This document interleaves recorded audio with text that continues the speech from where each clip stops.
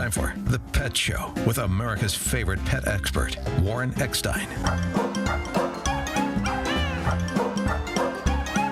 Warren is the author of How to Get Your Cat to Do What You Want and How to Get Your Dog to Do What You Want. He's here to answer all your pet and animal questions.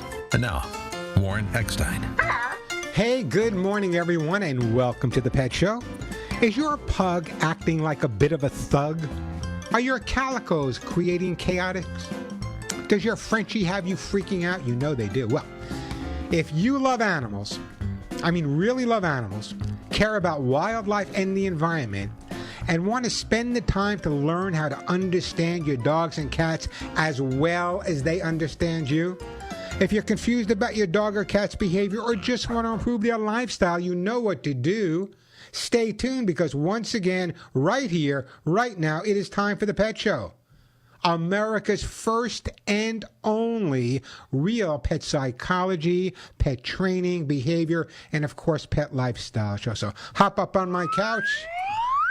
Bring those furry little buddies with you, folks, because it is that time once again to let the animal analyzing begin. Hello, everybody. I'm Warren Eckstein. This is The Pet Show, the place where we absolutely, positively, never a doubt about it, love, adore, and as I stress every single week, respect pets and animals as much as you do. By the way, if you'd like to join me on the ever-growing Pet Show family, if you have a question or comment about your dog or cat's behavior, maybe your cat's a little down or your dog is jumping up on everyone or humping everything in sight, your cat's afraid to use the litter box, cat's keeping you up at night, peed on your bed, dog chewed your favorite chews, take your dog for a walk, he sees another dog and you have no control. Your dog's out in the backyard, it's 11:30 at night, you want to go to sleep, you call your dog and it's like talking to the wind. You get the idea. That's what we do on this show. We help you focus on your dog or cat's behavior and how to resolve any issues they may be having with you or you may be having with them. A little bit on my background. I've trained over 40,000 animals myself, always using the most positive approach possible.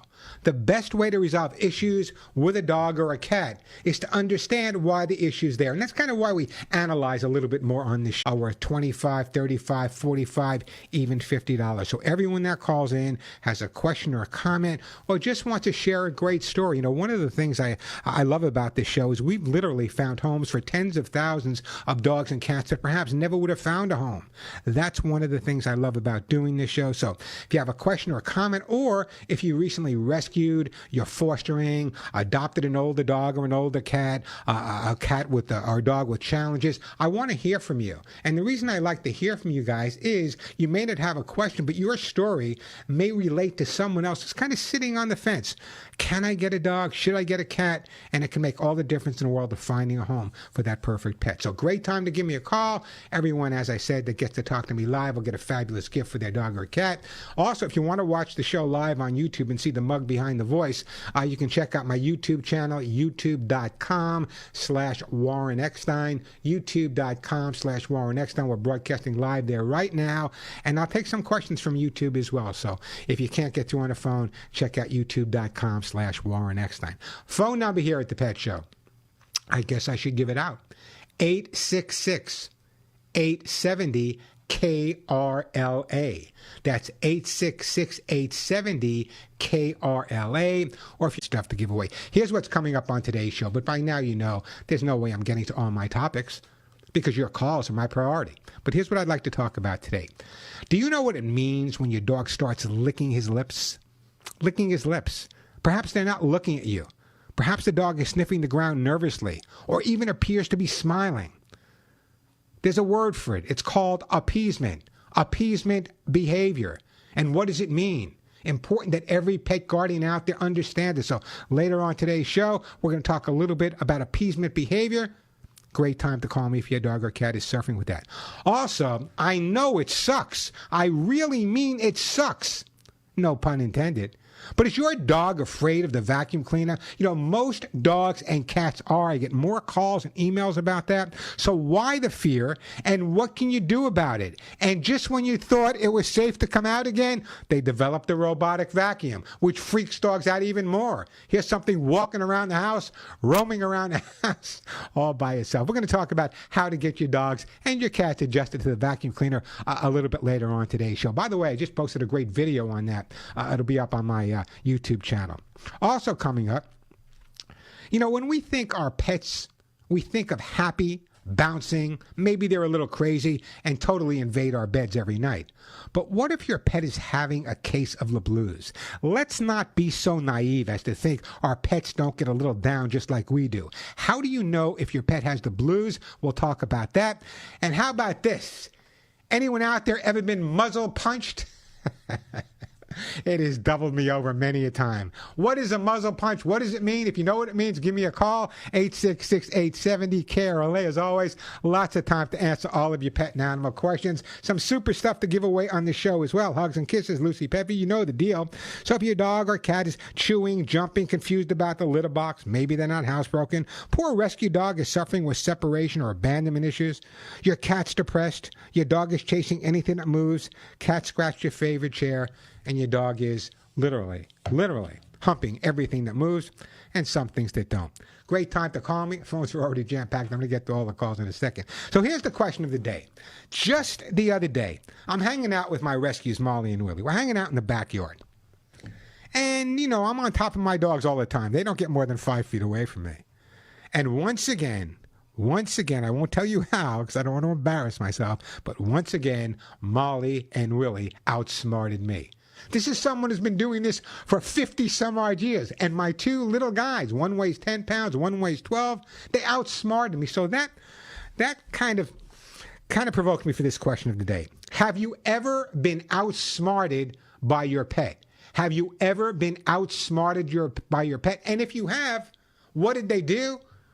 How did they outsmart you? Give me a call. I'd love to hear from you guys.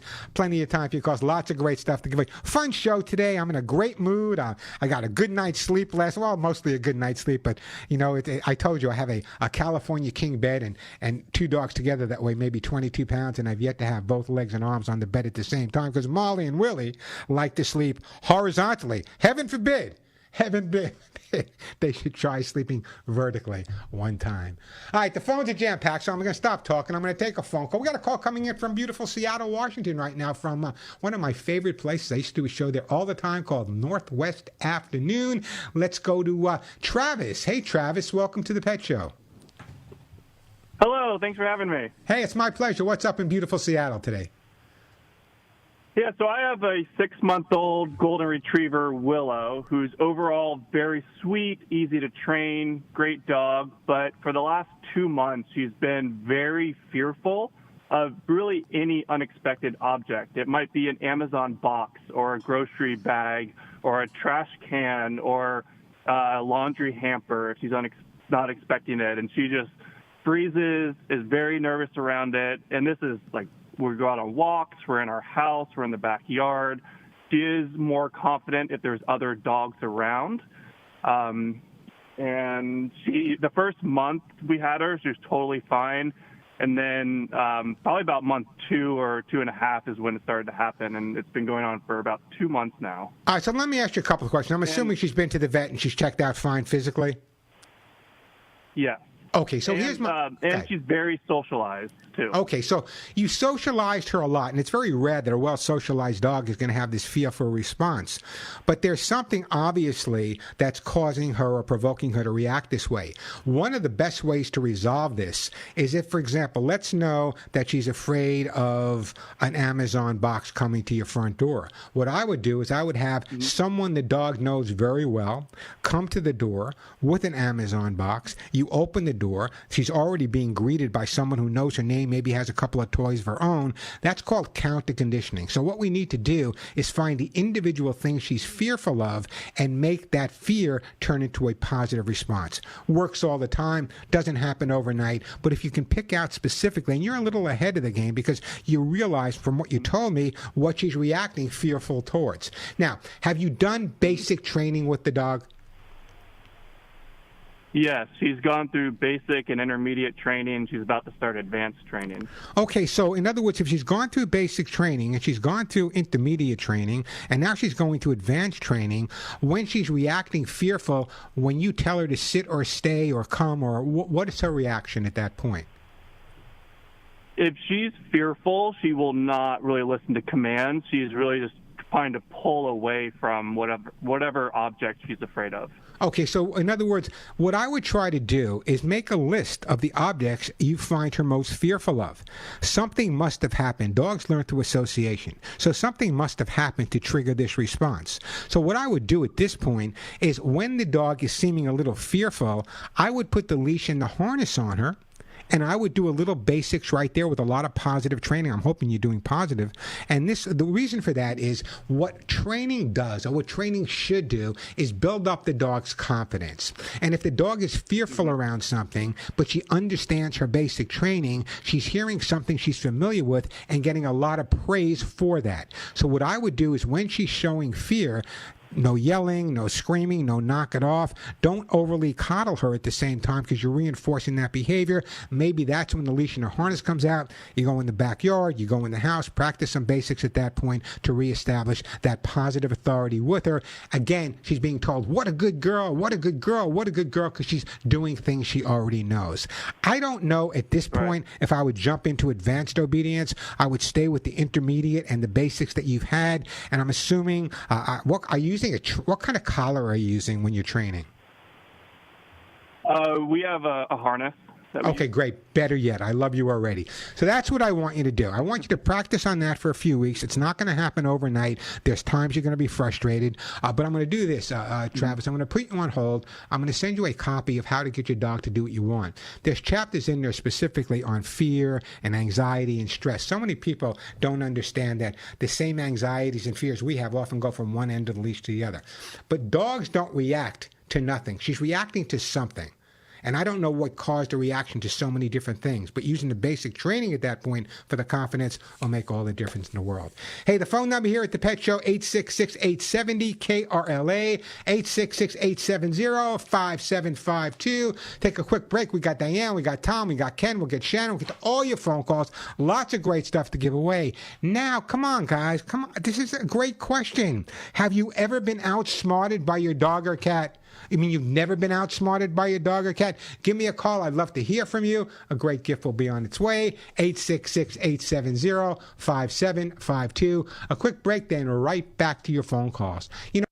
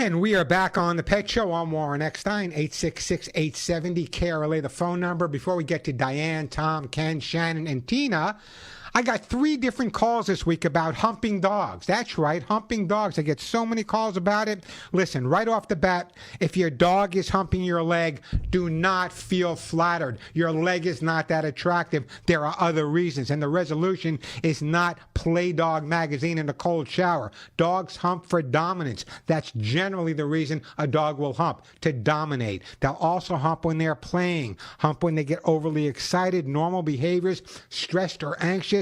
Some basic obedience to reestablish some positive authority is the way to go, but please don't think that you're so attractive that when your dog humps your leg, it's sexual. It's not. It's generally a sign of dominant behavior. So many calls about humping dogs. 866-870-KRLA, the phone number. Diane and Downey, welcome to the Pet Show. Hey, Diane, welcome. Hi, Warren. Hi, how are you? Hello. Hi, Diane. How you doing? Hello.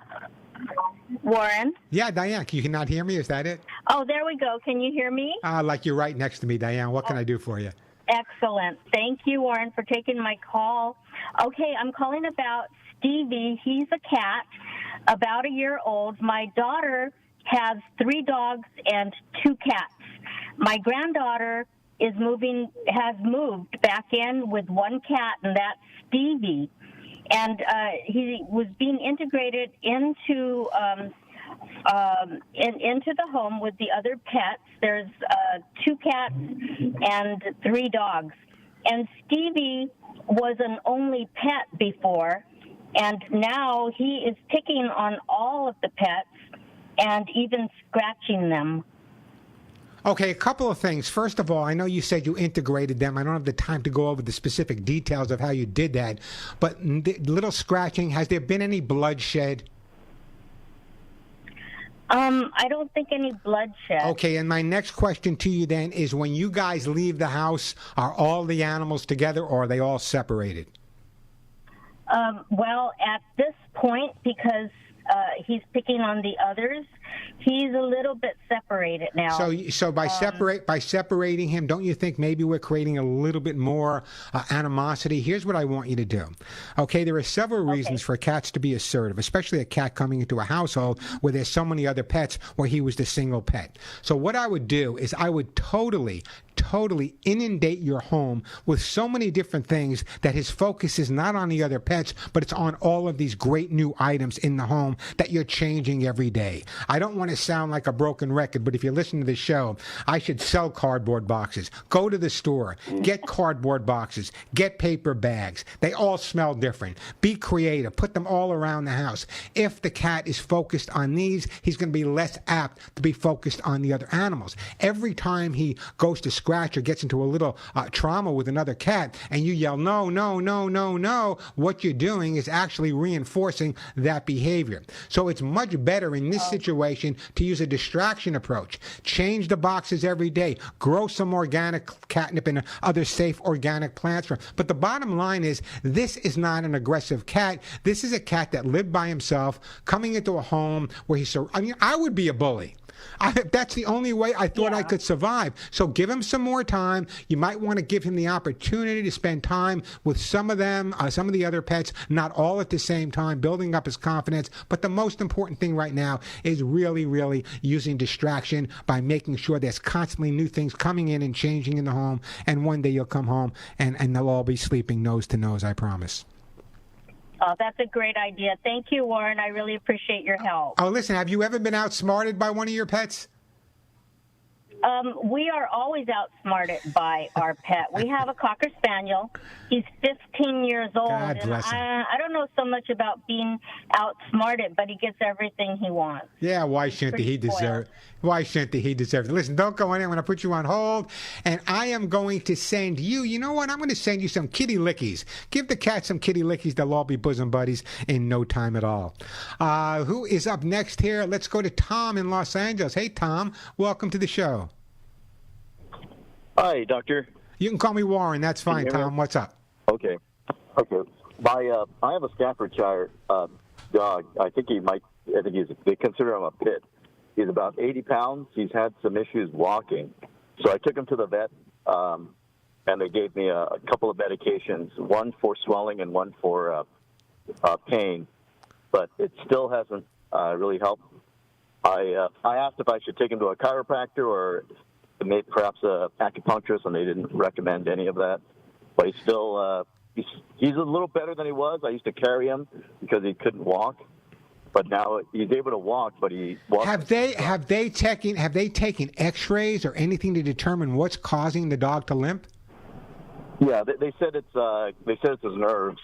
He's losing his nerves. He got hit by some guy who was drinking years ago. All right, so Tom, I don't want to run. How old is he?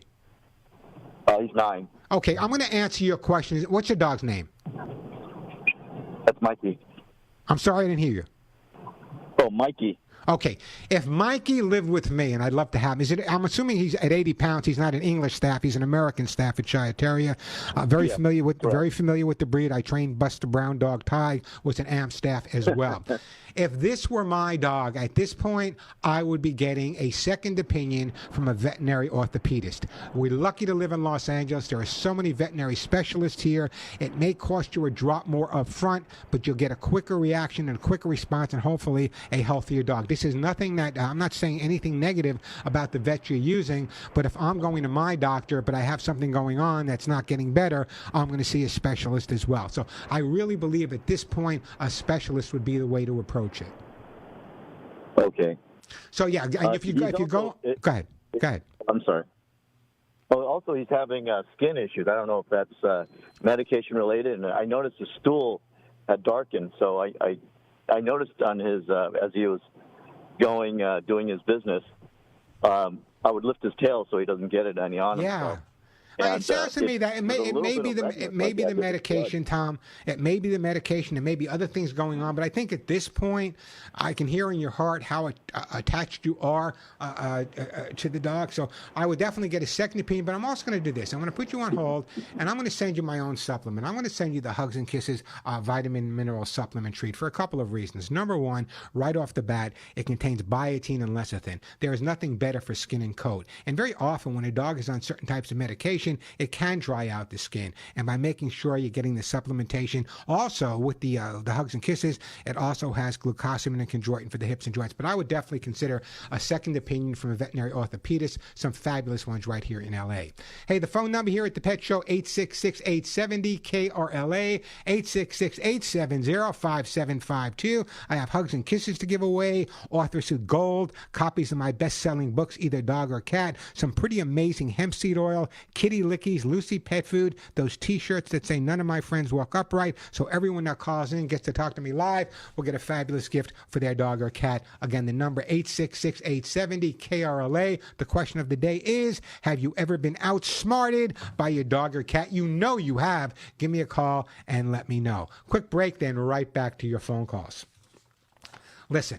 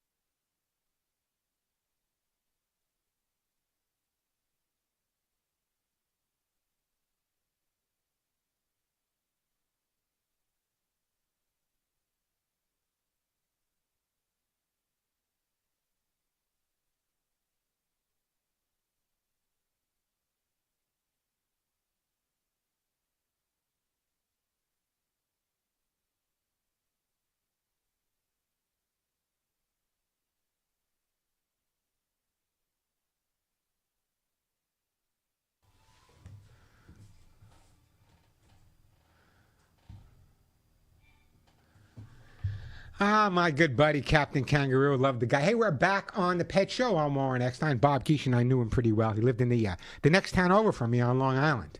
Yeah, I'm from Long Island. You never know, but I am. Anyway, listen, the phones are jam-packed. I got Ken and Ron and Shannon and Jermaine and Susanna and Tina. I'm going to get to all your calls. You know, if I have to cut some of my subjects, I will.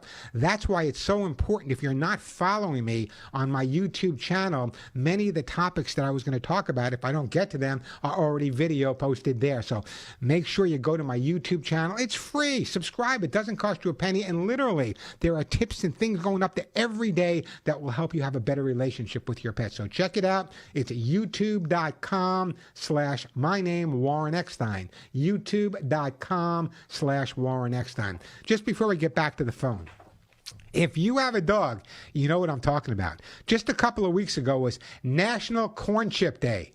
That's right, National Corn Chip Day. What does it have to do with dogs? Well, here's the bottom line.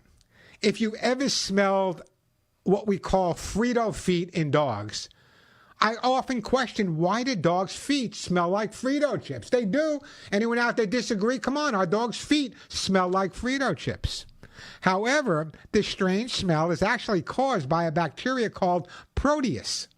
And what happens is the compound Protracine is responsible for the corn chip smell, according to veterinarians. So if you ever wondered why your dog's feet smelled like corn chips, it's actually called Frito feet.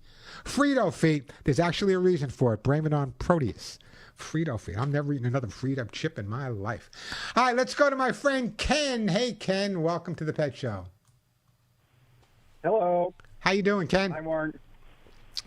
Good. I got a dog that keeps outsmarting us.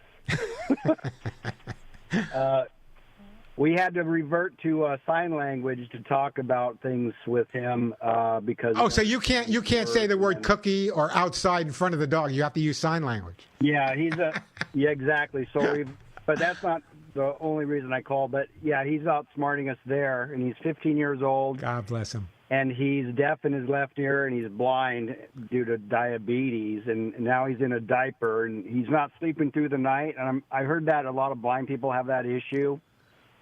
Yeah, I don't know exactly what it's called, but yeah, in other words, over the years, I've had the opportunity of working with people with visual challenges, and yeah, you're right, absolutely. Sometimes people with visual challenges do have. So I'm not getting enough sleep.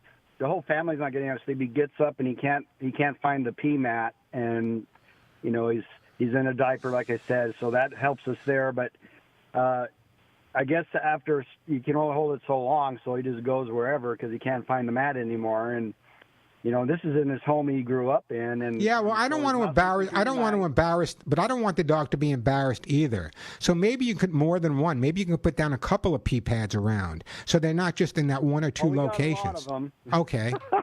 Okay. So in other words, when you say, go ahead. Go ahead. No, go. So in other words, what you're saying is this 15-year-old dog that's deaf in one ear and blind is waking you up in the middle of the night. Correct. Okay, I got two options for you. Number one, speak to your vet. Perhaps there's some type of medication your vet can give him to make him sleep through the night a little bit better. If not, can I answer your question in a way you're not going to want me to answer it? Yeah, go ahead. If this was my dog, and I'm sure you feel the same way as I do, if I had to put earplugs in my ears every night, if I had to put blinders over my eyes every night, pull the covers over my head, and sleep with Inagata Davida playing in my ear, that's what I would do. 15 years you've had this dog. You know, if you can imagine what you're going through with the dog keeping you up at night, you can imagine psychologically what the dog's going through having to be up in the middle of the night. So I would do everything you possibly can to make him more comfortable. Maybe you can confine him in a smaller area where it's, you know, the pee pads are all there, and if he does wake up, you know, there's not a whole lot you can do at this point. But you can't say no, you can't correct him. Come on, 15 years old. He has his little carry house. He likes to go in there now that he feels safe in there. That's what I would do with this one. I would speak to the vet, Ken. Maybe there's some medication that would be helpful for him, or maybe there's some medication you should speak to your doctor about. Yeah, he's going next week to the vet. So, good. But as I said, as I said, I can tell from your voice how much you absolutely adore this dog. I can just hear it. I've been doing this for a few weeks, so I can tell. And so the bottom line is, listen, I have been known. I had 30 dogs at one time, 30 cats, 2 pigs, all at the same time. So I know what it's like not getting a whole lot of sleep, believe me. But you know what? For the joy they've given me their entire lives, a couple of bloodshot eyes are worth it. But speak to the vet. Maybe there's medication. If not, confine him to a small area. If he feels more comfortable in an area, that might make him help sleep through the night. Otherwise, earplugs the way to go, Ken. All right, yeah. I know. I'd love to give you another. I'd love to give you another answer, but in other words, a 15-year-old dog that's blind and deaf, God bless, kiss the ground he walks on every single day. That's what I would be doing. Trying to think what I want to send you at this point. I don't know what. I don't want to send you any food for the dog. What do I want to send you? You know what? I'm going to put you on hold, and I am going to take that back. I'm going to send you a jar of my own Hugs and Kisses vitamin mineral supplement treats. May mellow him out a little bit where he'll go to sleep, and that's what we're looking for. 866-870-KRLA. The question of the day, have you ever been outsmarted by your pet? We're going to get to all your calls, I promise. Alex, do I have to take a break now? Of course, Alex. By the way, if you have any complaints, write to Alex. 866-870-KRLA. Suzette, leave her alone. She's good. She's the one who put you up on the air. But Alex, he can be a pain in the butt once in a while. 866-870-KRLA. The phone number, 866-870-5752. When we come back, Shannon's got a cat biting her feet. Tina has a cat that's being territorial. We have a cat scooting on the carpet. Is it okay to give your dog treats to train? Plenty of time. It's all cat day here on the Pet Show. Cat day. 866-870-KRLA, the phone number. Hey, speaking of cats, if you happen to be owned by one, and you know exactly what I'm talking about, you understand the concept of living with something a little bit smarter than we are. Cats call the shots, all of them. They tell you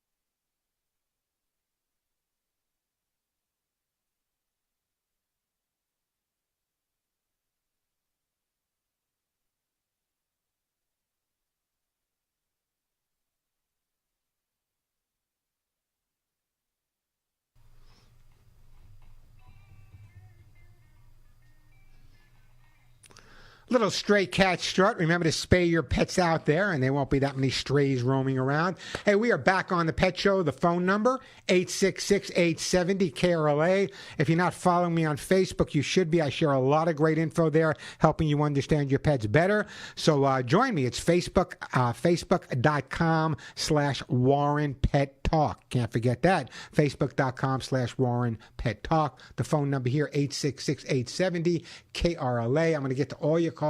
I'll scratch my stuff. So Tina, Susanna, German, Ron, don't go anywhere right now. It's Shannon in El Segundo. Hey, Shannon, welcome to the show. Hi, Warren. How are you? I could not be better. How about yourself? I'm doing well. So I have a almost 2-year-old cat named Poe, and she has maybe 2 or 3 times during the day where my husband or I will walk through the living room, and she'll just pounce on our feet. And she will bite our ankles, bite our feet like we're, intruders. And then she'll back us into a corner, and it becomes a hostage situation. Oh, man, Shannon, you're being held hostage by a 2-year-old cat, man, I'm telling you. I know. It's a serious situation. So let me go over a couple of things with you. First of all, very often cats will go after feet when they're walking around, because feet walk around and it looks like something to play with. Now, be honest with me. Honest. Right now, wherever you are, get on your hands and knees and tell me how interesting your house is from your cat's perspective. Okay, I'm getting on my hands and knees right now. Thank you. Down, good girl. Now explain to me what your house looks like from your cat's point of view. I mean, it's pretty interesting. Everything's a little taller and bigger. It kind of but I mean, it's interesting. But when was the last time? Honestly, when was the last time you brought new things in for the cat? Honestly. Oh, all the time. Like what? What do you bring? What are you bringing in? So we put on our wedding registry a 6-foot-tall cat tree. She has a tunnel. She has toys. She's very spoiled. Great. That's super. I'm glad she has a tunnel. I'm glad she has an expensive cat thing. But you know what? They're there all the time. Boring, lady. Listen to me.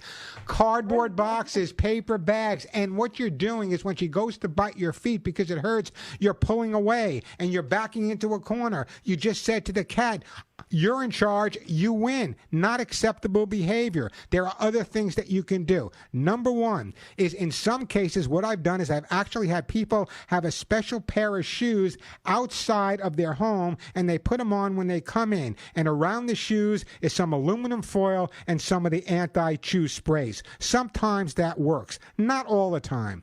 Other times what works is, and this does really help sometimes, only an extra, and I'm not recommending it right now. This is for the future. I had a case in New York City. I'll never forget it. Fifth Avenue, very, very wealthy lady. The cat was biting her feet constantly. I took a pair of her slippers. I taped a couple of blown up balloons to the slippers. The cat popped the balloon once. Problem over and done with. Never went after her feet again. But that's not the resolution for you. The resolution for you is more mental stimulation. If your cat is not getting the mental stimulation in the home it needs, it will find other ways to get it, i.e. biting your feet. Now, I know you have this great scratching post. I know you have this incredible tunnel for the cat, and that's great. But cats are nomadic by nature. It's just like if a kid has 2 fabulous toys or 3 fabulous toys, he'll play with them, but then he'll get bored till something new comes into the house. So I'm recommending cardboard boxes, paper bags, growing all kinds of organic, safe plants for the cat, changing the boxes every day. You and your husband be creative. Cut a hole in them. Make a new tunnel in the box. Put it one on top of the other. Put a tripod, whatever you need to do to make it more interesting. That's what needs to be done, because the more you correct the cat, the more you say, bad cat, don't bite my feet, or whatever you're doing, what's happening at that point is you're actually reinforcing that behavior. Aggression never resolves aggression. So I don't know, did people recommend spraying water at the cat and stuff like that? No, I mean, normally what we've been doing is just she'll bite us, and then she has a little a window hammock thing. We'll put that up, and that'll immediately distract her. So in other words, if I came home and I got a C on my report card, which I did many times, And my mother said, all right, you got to see, that's not good. So what I'm going to do is I want you to go lay in the hammock out in the backyard under the sun for an hour. How is that going to prevent me from doing it again? What you're doing is you're reinforcing the cat's behavior. Bite my feet, get a hammock. Why should the cat stop? That's true. I agree. I'm glad. I think this cat is really a scenario where the cat is a little bit outsmarting you. I want you to follow the advice I just gave you. I think that's really critical. But the most important thing right now is whenever the cat is biting at your feet, rather than focus on the no, distract the cat. By distracting cat, you walk away. I don't mean you give him a hammock to go lie down in. What I'm going to do is I'm putting you on hold. You're getting a copy of How to Get Your Cat to Do What You Want. The cat's got them cornered. The cat's like a hostage situation. I'm not laughing at it because I understand how serious it can be for some people. But again, you have to kind of look at it from the cat's perspective as well. If any living thing is able to be in charge and is winning by being in charge, why should they stop? And doesn't it make sense that if the cat's being aggressive and the resolution is to give it a hammock, why should the cat stop being aggressive? It never works. Phone number here at the Pet Show, 866-870-KRLA, 866-870-5752. That is the way to get through to the show. You know what? I got to take another break. When I come back, here's the deal. Tina, you're going to be up there. Susanna, you're going to be up there. Jermaine or German, I'm not sure. You'll be up there. Ron, you'll be up there. I got plenty of time for your calls. If I have to bypass all of my great topics like, does it really suck? Is your dog afraid of a vacuum cleaner? That's already put on my YouTube channel. So if you have a question or comment, great time to give me a call. The phone number here, 866-870-KRLA, 866-870-5752. I still got hugs and kisses to give away. Lucy Pet Food. I haven't given away any Lucy Pet Food today. Kitty Lickies, Author Suit Gold, copies of my books. A quick break, then right back to your phone calls. I'm Warren Eckstein. This is The Pet Show.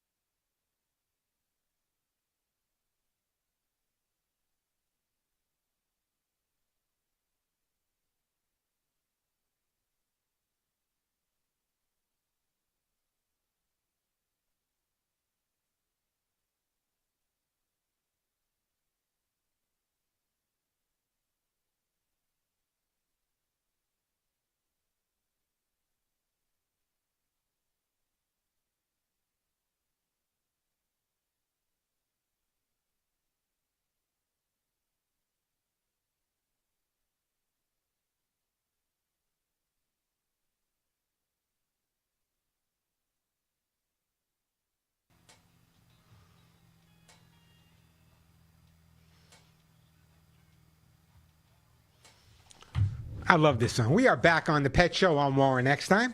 Phone number 866-870-KRLA. Got a whole other hour to go. Plenty of time for your calls. Lots of great stuff to give away. Right now, though, let me go to German. I believe it is in Eastvale. Is it German or Jermaine? German. Hey, German. How you doing? Good, Warren. How are you? I cannot be better. How can I help you out today? Well, I'm calling about my dog, Tato. He's 2 years old. He's half Bichon Frise, half Poodle. We were having a little bit of stomach problem with him, so we got him to eat one type of food. It's just for dogs. He eats the turkey with noodle, and we were told not to give him any types of treats for training or anything like that. I'm not too happy with that.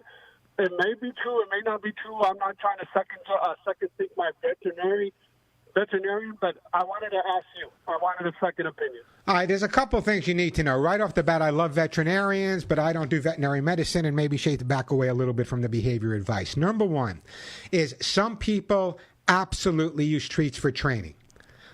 Is it a problem?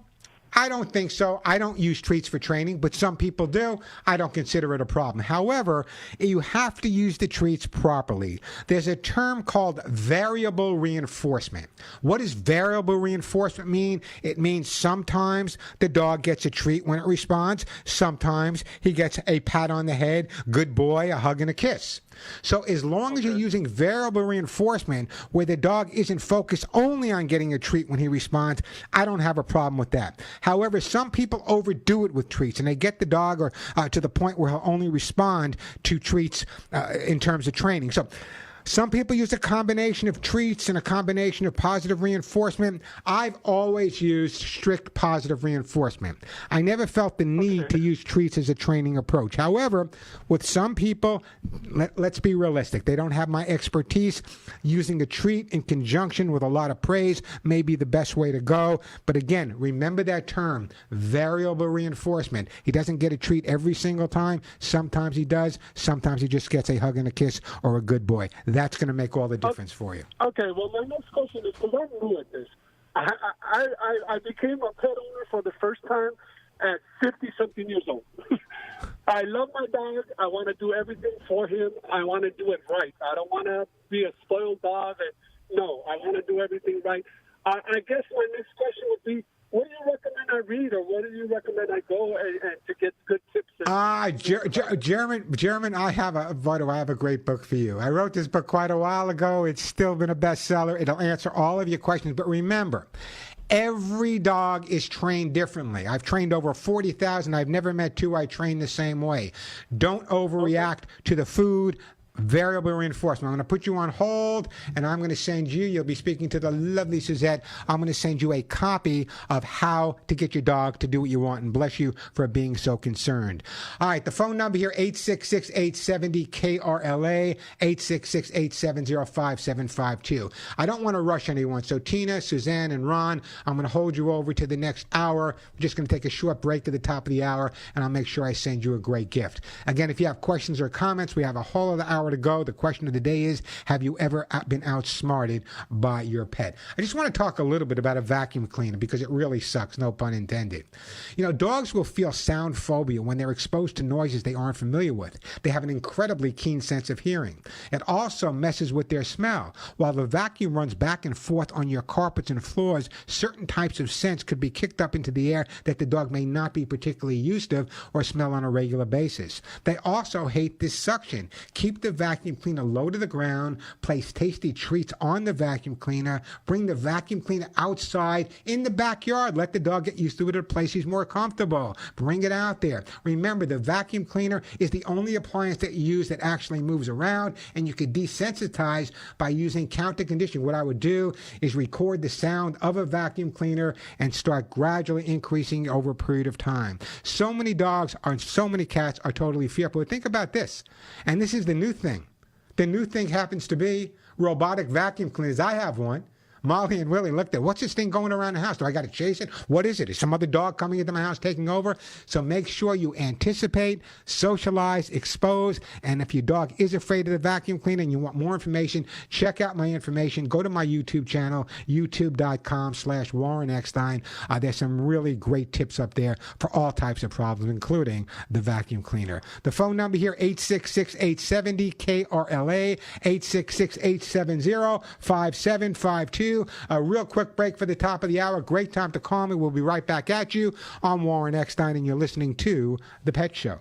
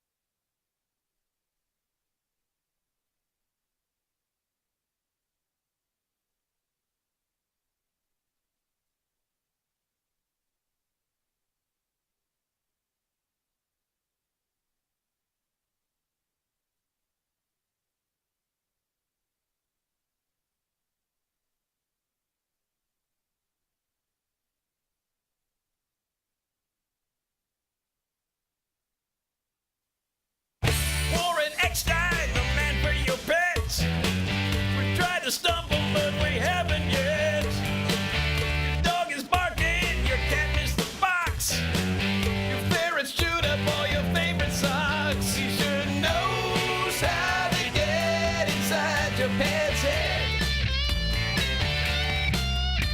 But maybe it's you who needs to be trained instead. And if you love your dogs and cats and want to find out why they behave the way they do, why they may be jumping or humping or scratching, or your cat's not using the litter box, not getting along with other cats, you take your dog out for a walk and you see another dog and he goes absolutely crazy. If you have a question about your dog or cat's behavior, you have come to the right place. I'm Warren Eckstein. This is The Pet Show, America's first and only real pet psychology, training, and behavior show. If you have a question or a comment about your dog or cat, great time to give me a call. Let me just remind everybody that if you get through to me live on the air today and we speak directly, everyone that calls in will get a fabulous gift for their dog or cat, many worth $25, $35, even $50. So if you have a question or a comment, great time to give me a call. Also, if you just want to answer the question of the day, which is simply, have you ever been outsmarted by your dog or cat? I'll also send you a great gift. The phone number here at the Pet Show, 866-870-KRLA, 866-870-5752. That is the way to get through. Whole other hours for you, so I got plenty of time to answer your questions.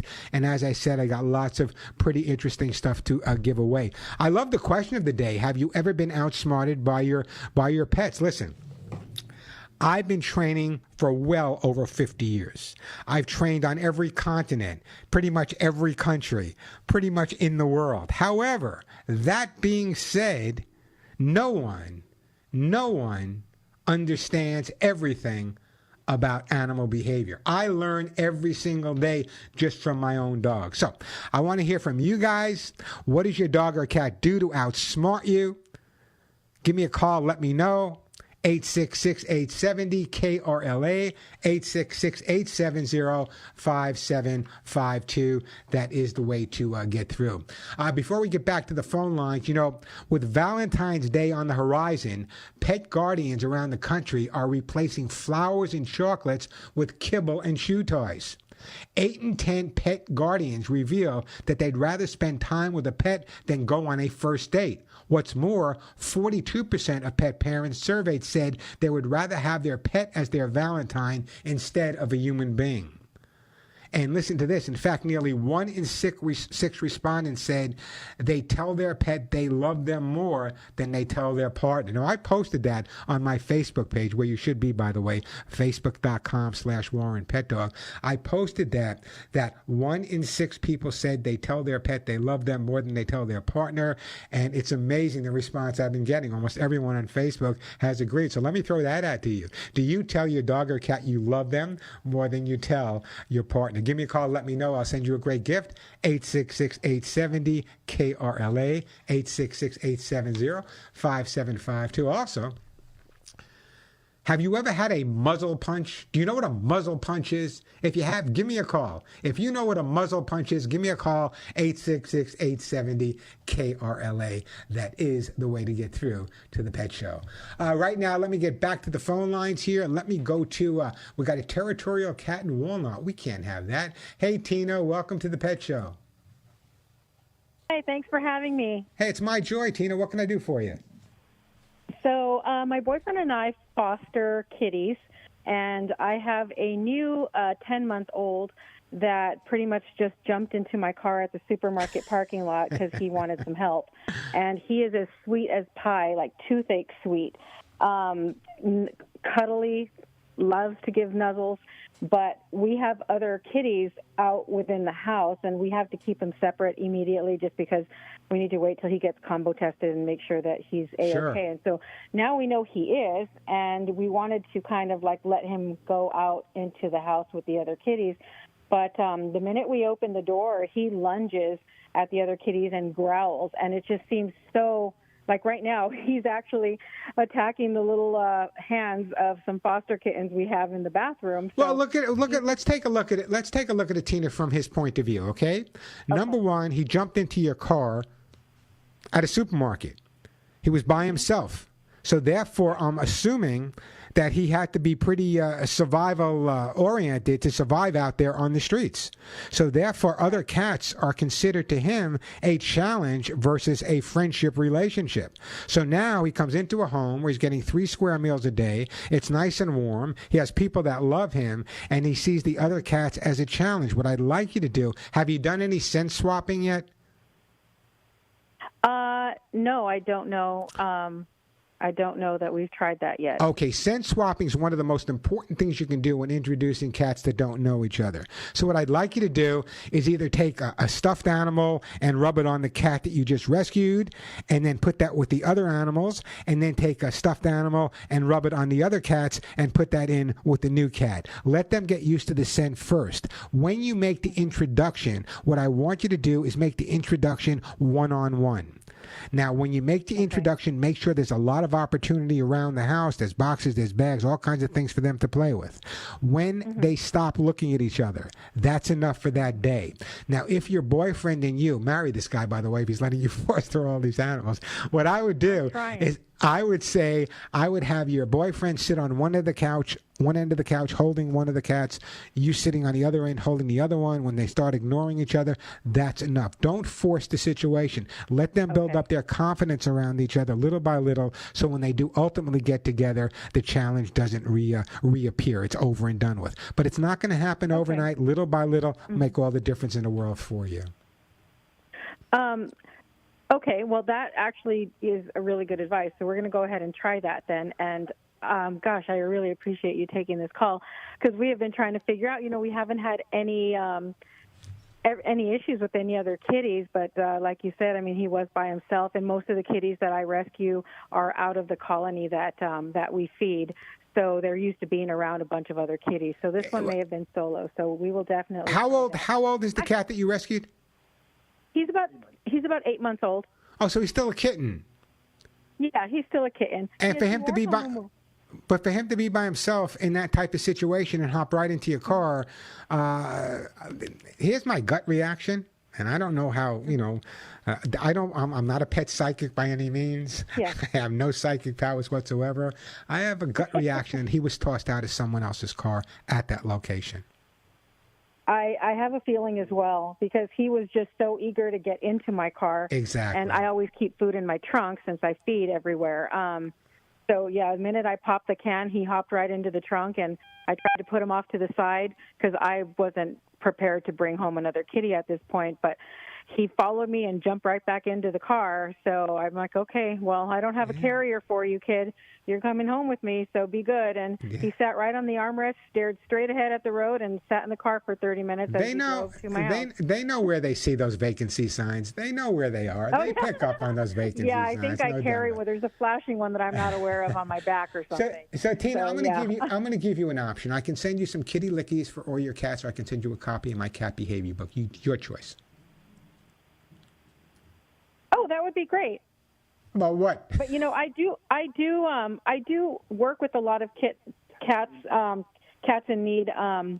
This chapter out here in Diamond Bar with my boyfriend. So if you have maybe some literature, because we're still kind of novices at all of this. If you have some literature on integrating cats and getting them used to one another, basically the ins and outs of what to do, that would be fantastic. Yeah, in my book, one of the most common chapters in my book is on first cat psychology, the introduction of cats to other cats. So I'm going to send you a copy of that book. Also, go to it doesn't cost you anything. Subscribe to my YouTube channel. And the only reason I'm saying that is there's lots of posts on there with people asking specific questions that may be similar to yours. So it's youtube.com/Warren Eckstein. In the meantime, I'm going to put you on hold. The lovely Suzette's going to pick up, and I'm actually going to send you a copy of How to Get Your Cat to Do What You Want. Hey, the phone number here at the Pet Show, 866-870 KRLA, 866-870-5752. Have you ever noticed your dog licking their lips, yawning, scratching the ground, sniffing the ground, not looking at you, smiling at you or what you think is smiling? What is that all about? We're going to talk about that a little bit later. We call it appeasement gestures or calming signals in dogs. The phone number here, 866-870 KRLA. Let's go to Susanna in San Pedro. Hey, Suzanne, welcome to the show. Warren. How you doing? Hey, good. Good. Thanks for taking my call. Hey, it's my pleasure. What's up? Well, my cat, she's about 7 years old, Sasha, and she tends to scoot on our carpet inside, and sometimes it leaves a mark. Yeah, I bet it. Mark. I bet it does. There's a couple of reasons, all right? Number one, cats will scoot on the ground if they have some type of parasite, if their butt is itching because of a parasite. They can also scoot if... Go ahead. Go ahead. No, go ahead. We did get it checked. We got a stool sample checked, and there was no parasite. Did they check the anal glands to make sure they weren't impacted? I believe so, yes. Okay, did they check to see if the cat has any allergies?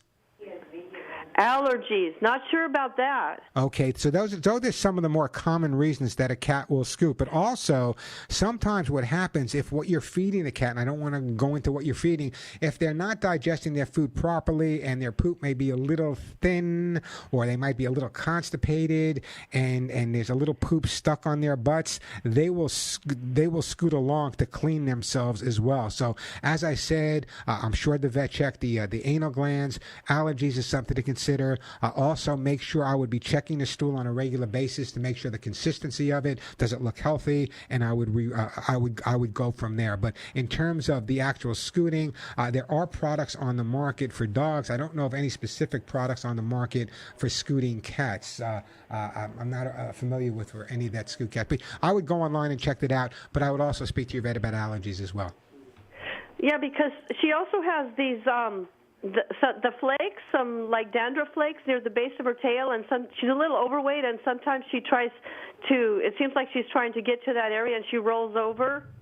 Seems like it's kind of bothering her. Could that be part of an allergy symptom as well? It could be allergies. It could just be dry skin. It could be any number of things. So what I'm going to do is I'm going to do this. I'm going to put you on hold. I'm going to send you a jar of the Hugs and Kisses vitamin mineral supplement treats specifically for your cat.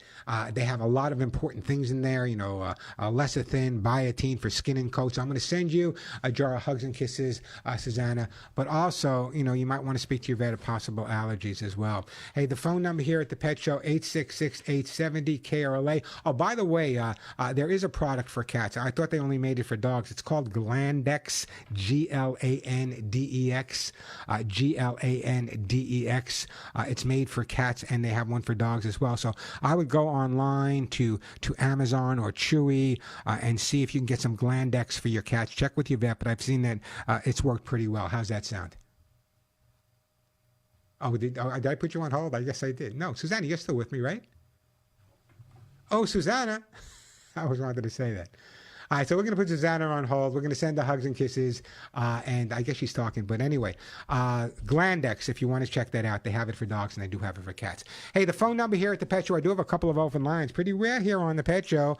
866-870-KRLA, 866-870-5752. Coming up, if we have time, I'm going to talk a little bit about whether your dog or a cat has a case of the blues.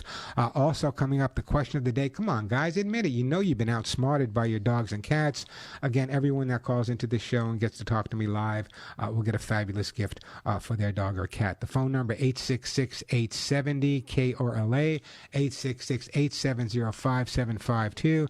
I still have Hugs and Kisses to give away. I got some more Lucy pet food to give away and some hemp seed oil and T-shirts and all kinds of great stuff. Again, the number, 866-870-5752. Let me take a quick break, then right back to all of your phone calls. You've heard me talk about Lucy Pet Food for quite a while. I get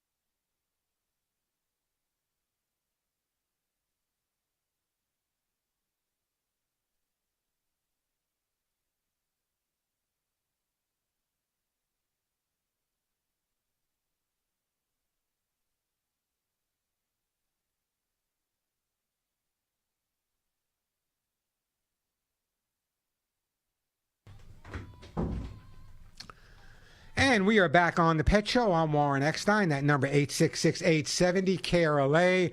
We'll get right back to the phone calls. I just wanted to share this with you. Kind of interesting. How a dog changes the way people perceive you. According to a new study which was appeared in Psychology Today, researchers found that particularly men are perceived as less scary and dangerous when they walk a small dog. The study says the perceived danger increases with the size of a dog. So if you're a man and you're walking a larger dog like a shepherd or a large generic dog or a blended breed, people are more apt to be afraid of you than if you walked a smaller dog. I don't get it, but this is the study in Psychology Today. Men are perceived less scary if they have a small dog. I got 2 small dogs right now. I guess I'm not scary at all. 866-870-KRLA. We got my friend Liz calling from Canada. We got Carol in LA. We got Aubrey in LA. We got Kevin in LA. 866-870-KRLA, the way to get through. But right now, let's go to Liz in Canada. Hey, Liz, welcome to the show. Hi. Listen, I love California. I've got tons of relatives there. I wish I was there. Hey, you know, people in California probably wish they were in Canada. Here. Anyways, I wanted to say, you were talking about animals and vacuum cleaners. Yeah, sure. I had the most adorable, adorable cat. Her name was Muchie Puchie. Muchie Puchie. Yeah. Do you want to know where that name came from? I don't know. You tell me. Do I want to know? Yeah. From Okay. Hungarian. Oh, it's Hungarian. I'm Hungarian. I know I'm part Hungarian. Muchka Puchka. I'm Hungarian. I never heard those words. But then Muchka again, means cat. Oh. So I just called her Muchie Puchie. great name. Anyway, she was the most adorable cat, and she loved being held all the time. She just loved being held. And I would hold her in one arm and vacuum with the other. So you had her associating something she loved, like being held, with the vacuum cleaner, which alleviated the fear of the vacuum cleaner. What a genius. Oh, yeah. As long as she was held, she was great. And it wasn't like she was an afraid-y cat. You know, she wasn't. But it was just that she didn't care. As long as she was being held, she didn't care. Yeah, that's, you know, it's amazing, but that's kind of what I was talking about earlier. If you can get your dog or your cat adjusted to the vacuum cleaner not necessarily being something scary, whatever that may be. I've had people bring their vacuum cleaner out into the backyard for the dog to get used to it. I've had them fake vacuum without any sound. But if the dog, in your case, your cat, was so comfortable being held that at that point you could vacuum, what a great story. I think it worked out great for you. Well, I did what she wanted, actually, because that's what she wanted. She wanted to be held. I told you, we're owned by cats. It's that simple. Once you accept the fact that the cat owns you. So what kind of pets do you have now, Liz? I have 3 cats. They're all rescue cats. I think I've had about 15 cats all told. I think only the first 2 were from pet shops. But every other one of them has been a rescue cat. Well, And the 3 I have now are rescue cats. Well, bless you for doing And that. I love them dearly. So now let me ask you a question. You can't use one of those robotic vacuum cleaners, right?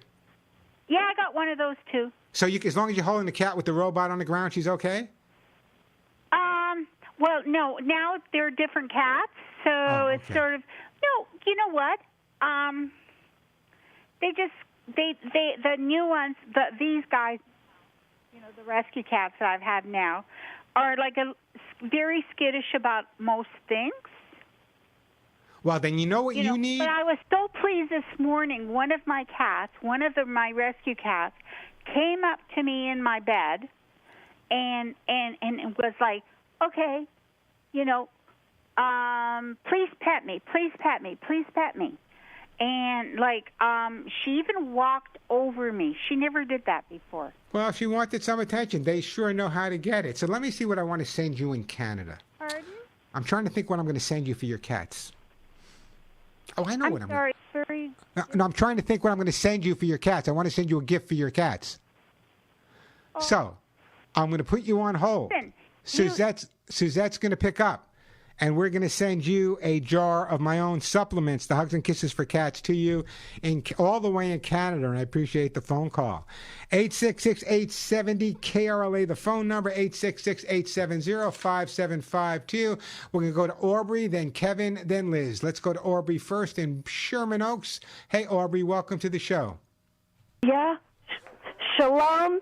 I have been listening to you forever, and I have your book, and I have a new dog, and she barks a lot, and I can't find in the book where you tell us how to control the barking. Well, let me help you out a little bit, okay? Page 190 through page 192 will give you everything you need to know about excessive barking, why they bark, and how to resolve it. In fact, it's titled Solving the Excessive Barking Problem.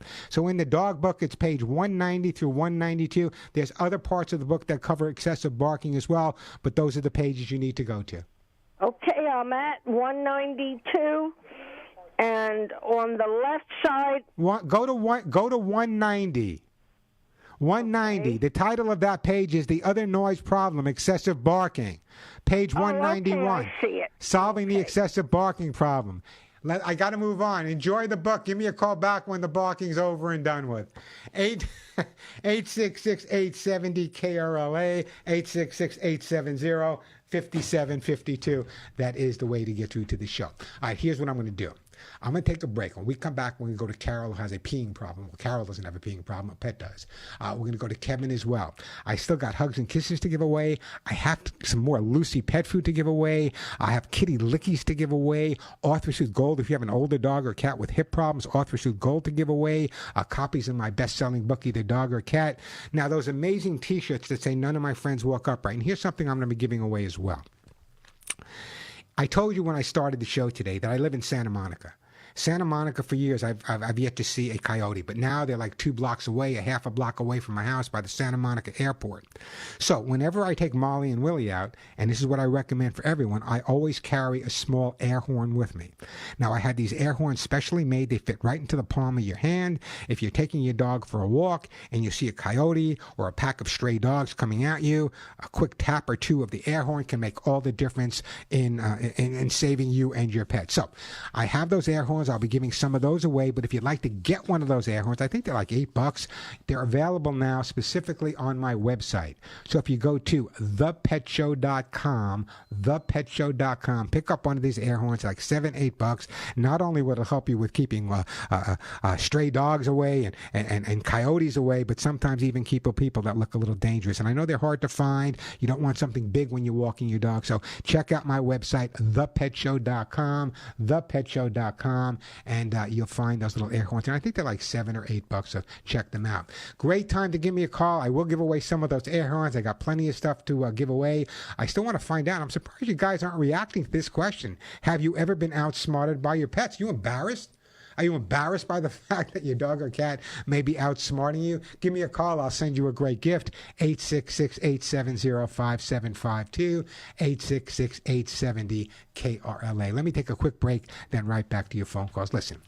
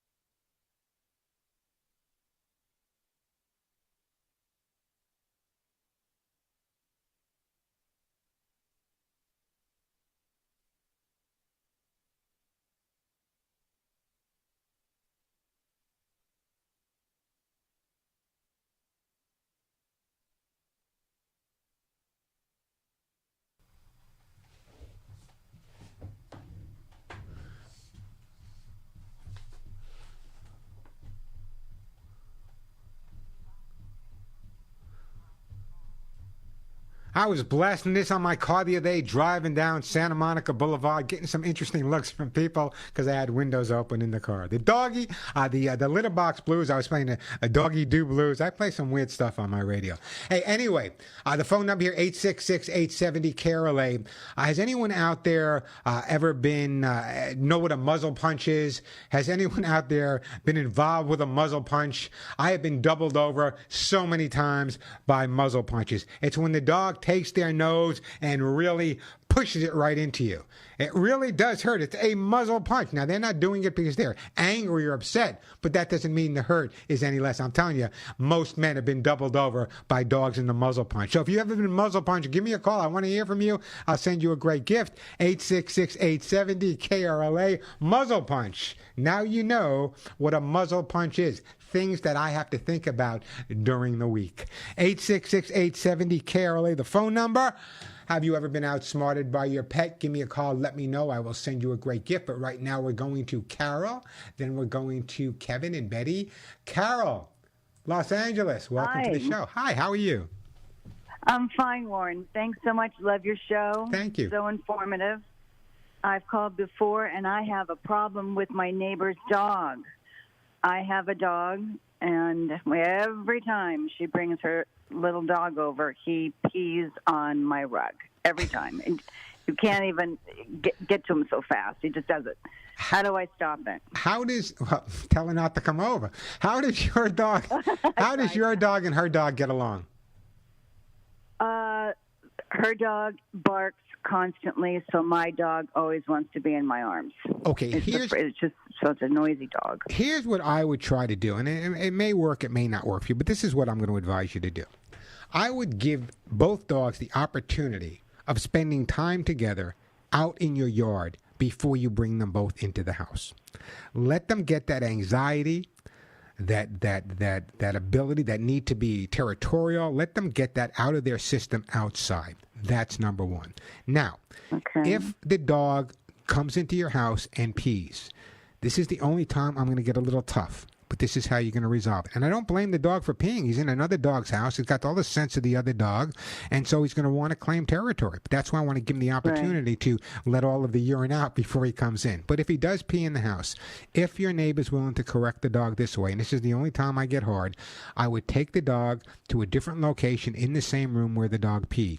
I would put him on his leash and harness, obviously giving enough room to stand up and lie down. I would dab up a little bit of his urine, put it in front of him where he can't reach it, leave it there for 10 minutes. After 10 minutes, clean it up, no grudges held. Once the dog realizes that if he comes into your home and he pees, he's going to have to stay with his own urine once or twice, that problem should be over and done with. It works pretty well in most cases. I don't know how long it's been going on, but I think the real resolution to your problem is giving them a lot more opportunity to get to socialize outside before he comes in. Anytime you bring a dog into a new environment where there's another dog, there's the possibility of territorial urinating starting to take place.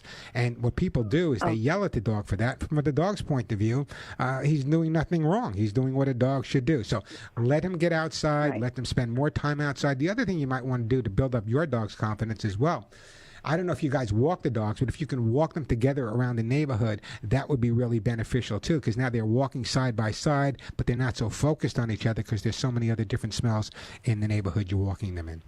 Yeah, we do that a lot. We do walking, and she walks over here. So the dog, he pees all the way over here, but always save some for my carpet. In the back, well, in other words, I'm assuming you cleaned up the carpet properly with a good stain and odor remover? Oh, yeah, I bought a carpet cleaner. Does he also, no, the carpet cleaners contain ammonia. And lots of times by putting ammonia down on the floor, you're putting down the same smell you're lifting up because urine contains ammonia. So if you're cleaning up with any ammoniated product, that's a problem. I want you to clean up with a stain and odor remover, enzymatic. I'm not going to give you a brand, but there are many brands available online or at the supermarket specifically made for pets. Cleaning up with something that has ammonia, we might as well pee on the floor. We're putting down the same odor we're trying to lift up. So that's number one. Number two, the other thing you might want to try to do is are there specific locations in the house where he goes? Nope, wherever he wants to. Yeah. Also, what I would try I to try do. to block rooms off. You know. Now, but that's not a resolution. I want you to follow through on the method I just suggested, confining him for 10 minutes with the urine in front of him. Give that a shot. But I believe the real resolution for you is giving both the dogs an opportunity, even though you take them for walks, but to spend time in your backyard, chase them around, let them run around, let them get it out of their system. So when they come into the house, the territorial reaction is not going to be as strong as it would be had you just walked into your home. Okay, perfect. I will try that. Thank you so much. Listen, you can be once again. You can walk around on your carpet. You must be a lovely lady, accepting the fact that your neighbor's dog pees in your house. Oh, thank you. No, you got to be a wonderful. I love my little dog, but this little friend of hers is. How old is your dog? Oh, I would say she's about 6. She's a rescue. Here's what I I'm call gonna her Mrs. Kravitz because she's so nosy. She is pretty nosy. This is what I'm going to do. I'm going to put you on hold. And a 6-year-old dog. You know what I'm going to do? I'm going to send you some Orthosooth Gold. Orthosooth Gold is an amazing product. It's manufactured by Nature Vet here in Temecula, and it's really, really good for the joints, and especially with a 6-year-old dog. So that is on its way to you, and I appreciate that phone call. 866-870 KRLA. That is the phone number. Let's see. Who's up next here? I'm trying to think who's up next. You know what? Let me go to Kevin in West Hills. Hey, Kevin, welcome to the show. Hey, thanks for taking my call. So, if I understand my computer properly, it says that your girlfriend. You kind of covered it in your last call as far as the urinating in the house. That similar problem, but this it's my fiance's little dog, and if you're home, he's great. He uses his door. He goes in the back. He's got his spots in the backyard. But if we're not home, then he sneaks. He's got some corners in the house that he just, maybe it's too chilly outside or rainy or whatever his excuse is. But but I've done the techniques you suggested. I moved his food and water over there and made him kind of suffer, with his own. Yeah, but see, no, Kevin, see, sometimes when people take advice, they got to listen very carefully. You would never move his food or his water over there. You would never do that. His food and water is going to stay where it always is.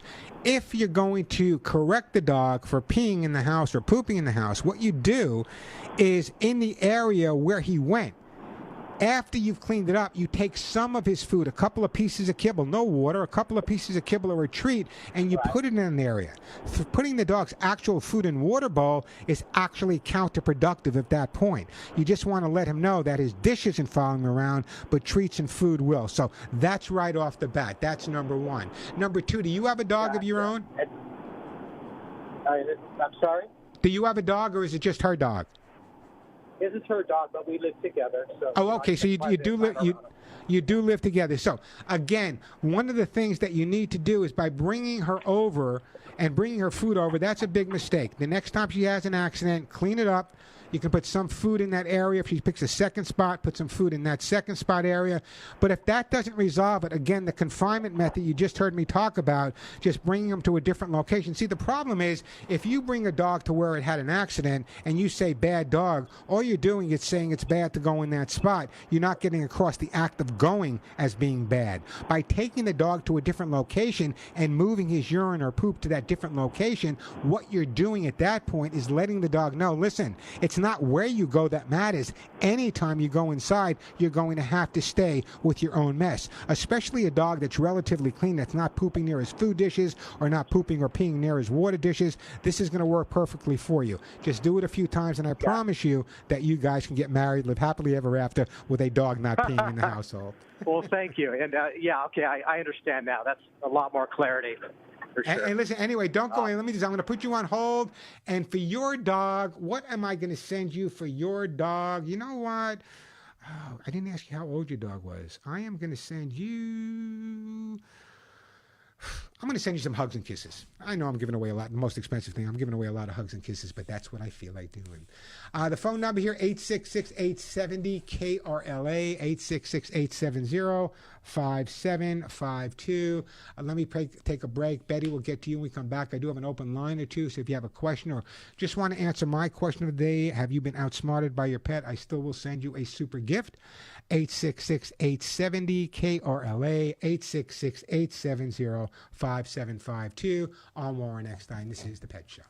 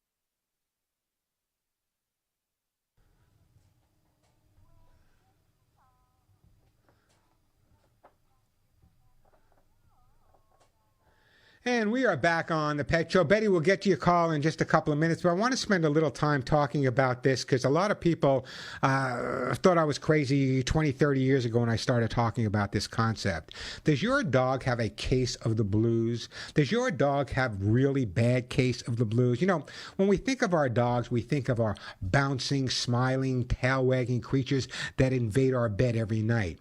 It's hard to know if your dog is blue. These symptoms are very similar to human depression. Withdrawn inactivity, eating, sleeping habits, altered excessive grooming, basics of not enjoying or participating in things that previously made them happy. All of these things can be indicative of a dog, or a cat for that matter, that's going through the blues. Now, what are some of the causes for your dog or cat to go through the blues? The list could potentially be endless. The number one cause of dog depression and blues is the loss of their guardian or another pet in the household. Dogs are so in tune with their humans' emotions that they may be reacting to how you are feeling. I just wrote this the other day. So when you're experiencing grief, it is impossible to hide it. Dogs actually may be interpreting your sadness and responding in kind. You know, when a major change happens in their home, it can leave your dog feeling uncertain. Boredom may also be a cause of your dog feeling the blues. So what are some of the treatments? If you have a dog or a cat that are feeling blue, stimulation, that's the way to get through it. Mental stimulation and distraction. You heard me talk about distraction earlier in the day.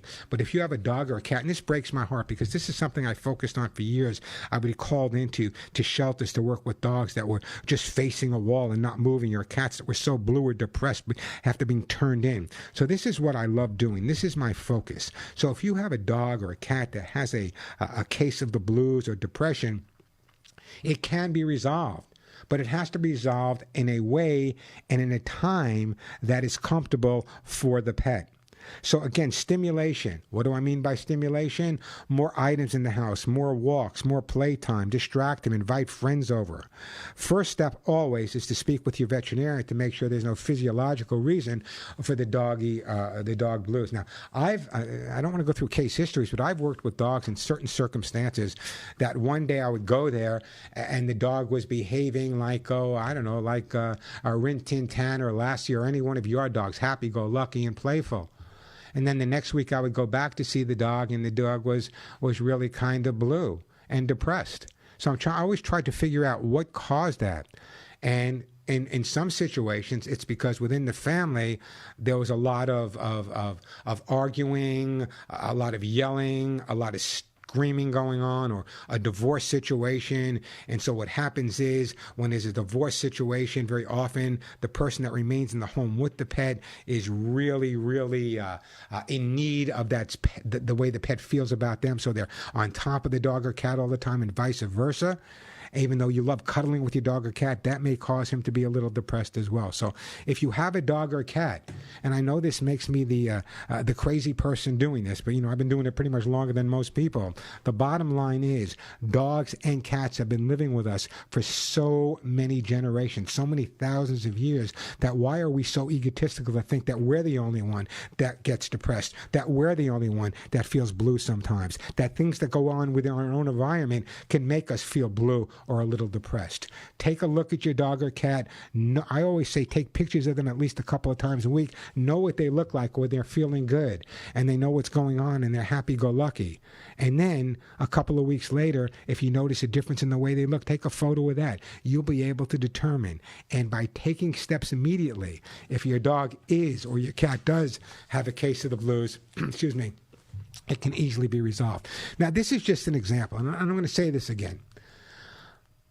My YouTube channel's free, but the reason I'm recommending you go there is based on the fact that subjects like doggy do, is your dog going through the blues, is what is appeasement behavior, and items that I don't get to on the shows because your calls are almost by priority, are all on my YouTube page, and they're free. Some of them are just 1-minute tips, some of them are longer versions, some of them are videos of shows I've done over the years, the archives, so check it out.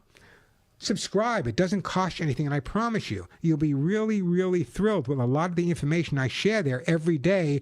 It might be a 1-minute tip to see, I knew that's what Warren meant.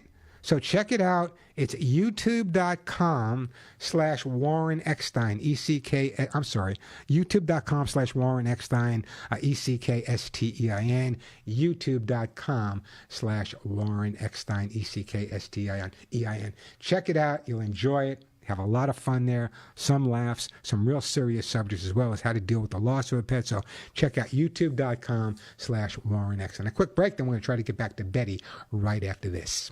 866-870-KRLA, the phone number. Listen, it's a new year.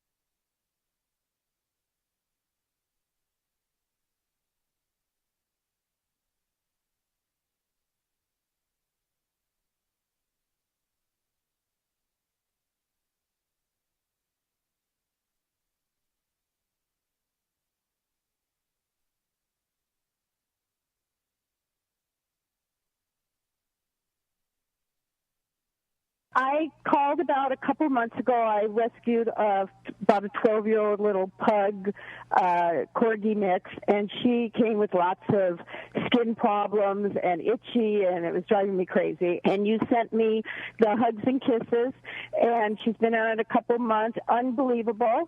It's changed her life and mine. She's just doing really well with it, and I love the product.